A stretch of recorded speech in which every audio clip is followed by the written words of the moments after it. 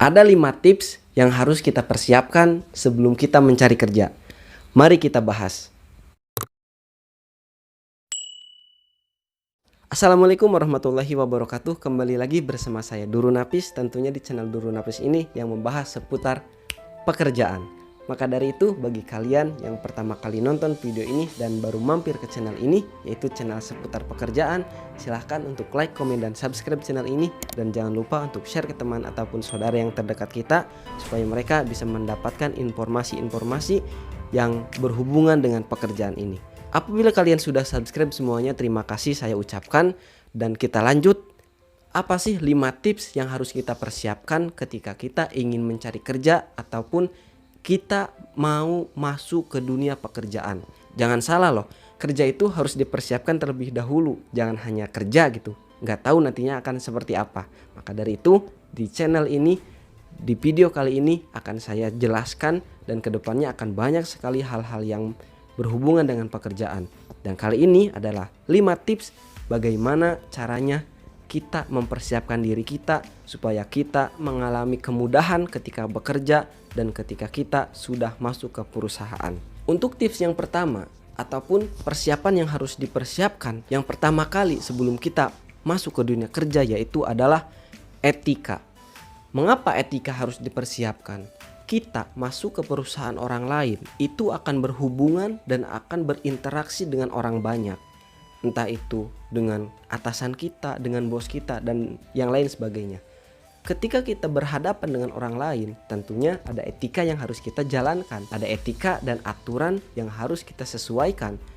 Nah, apabila kita tidak bisa mengikuti alur ataupun peraturan yang disiapkan dan yang tersedia di perusahaan sana, maka tentunya kita tidak akan bisa memasuki perusahaan tersebut.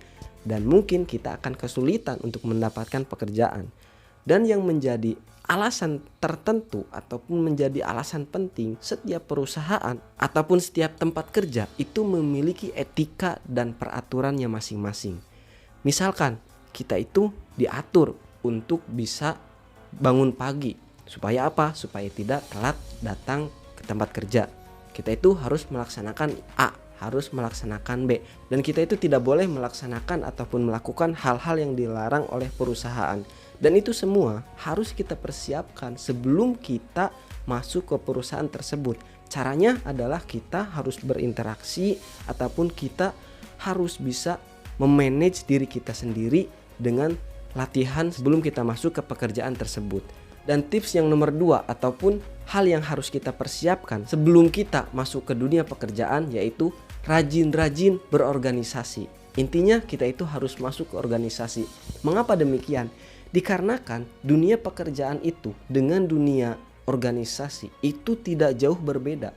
Di dalam organisasi kita diajarkan untuk menyampaikan pendapat. Di dalam organisasi kita ditugaskan untuk melaksanakan tugas-tugas tertentu. Di dalam organisasi kita memiliki kewajiban yang harus kita laksanakan. Dan itu adalah gambaran ketika kita bekerja. Apabila kita bekerja di perusahaan orang lain, maka kita itu harus mengikuti hal-hal yang ada di dalamnya. Perkara-perkara yang sudah diatur oleh mereka yang sudah memiliki perusahaan tersebut. Maka dari itu tidak salah lagi dan tidak asing lagi kalau misalkan ketika interview ataupun ketika hadap-hadapan nih sebelum kita kerja, omong-omongan dengan HRD-nya, itu kan ada pertanyaan, pernah kerja di mana aja, pengalaman kerja apa aja. Bagaimana kalau misalkan kita tidak memiliki pengalaman kerja nih? Apakah kita ngejawab, nganggur pak, nggak ada apa-apa? Nganggur pak, nggak ada kegiatan apa-apa. Itu kan nggak baik gitu kan. Nah, kalau misalkan kita rajin berorganisasi ataupun kita pernah melaksanakan organisasi di luar sekolah ataupun di dalam sekolah, maka itu akan bisa kita jadikan bahan jawaban pertanyaan hal tersebut. Mungkin jawabannya seperti ini. Kalau untuk pengalaman kerja, saya fresh graduate, saya non pengalaman, akan tetapi saya pernah berorganisasi di organisasi ini dengan tugas ini dan hal-hal yang saya kerjakan ini.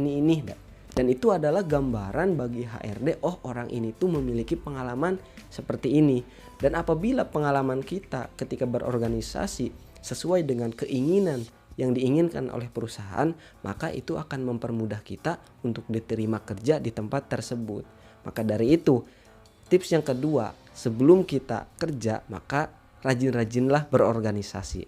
Dan yang selanjutnya adalah tips yang ketiga, yaitu perbanyak relasi. Apabila kita fresh graduate ataupun kita baru lulus sekolah nih, kita itu harus memperbanyak relasi kita dari manapun mereka berada. Entah itu dari kakak kelas, entah itu dari adik kelas, entah itu dari saudara, ataupun orang-orang yang pernah berhubungan dengan kita.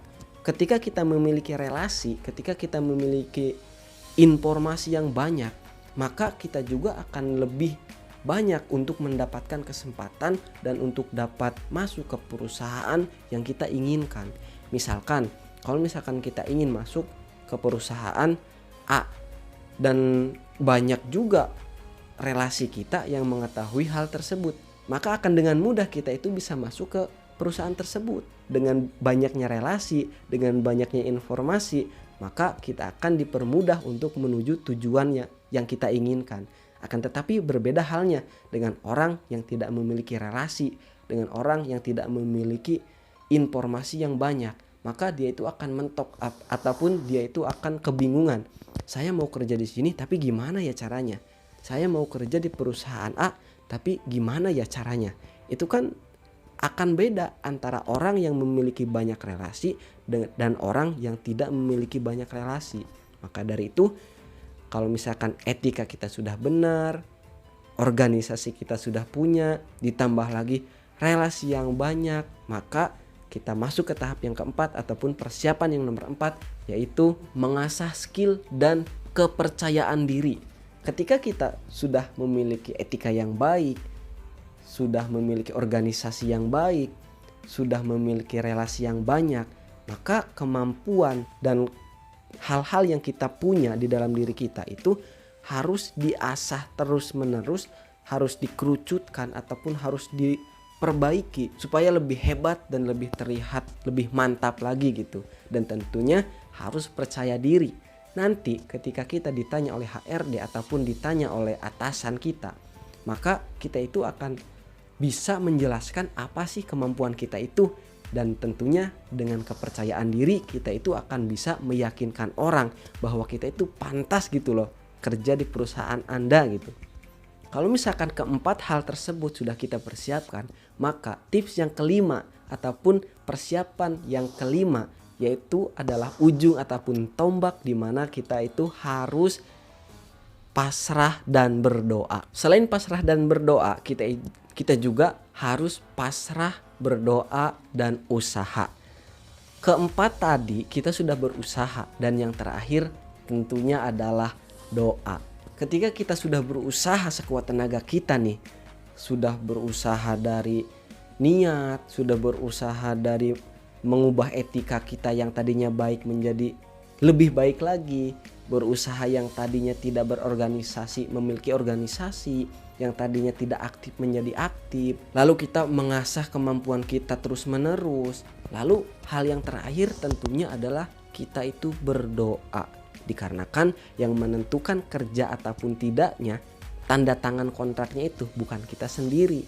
Jadi tidak menutup kemungkinan ada orang yang hebat, orang yang pinter, orang yang memiliki pengalaman tinggi, memiliki pengalaman yang hebat, akan tetapi tidak diterima kerja. Yaitu mungkin saja dikarenakan ketentuan ataupun penentuan tanda tangan kontrak ataupun kerja itu bukan kita yang ngatur, akan tetapi mungkin Allah dan mereka yang memandang kita. Akan tetapi saya yakin sekali apabila kita sudah memberikan hal yang terbaik, kita sudah membeberkan kemampuan dan tenaga kita secara maksimal, kalau misalkan memang itu sesuai dengan hal-hal yang diinginkan oleh perusahaan, menurut saya pribadi itu susah untuk tidak diterimanya. Insya Allah akan diterima dan kita akan bisa masuk ke perusahaan tersebut.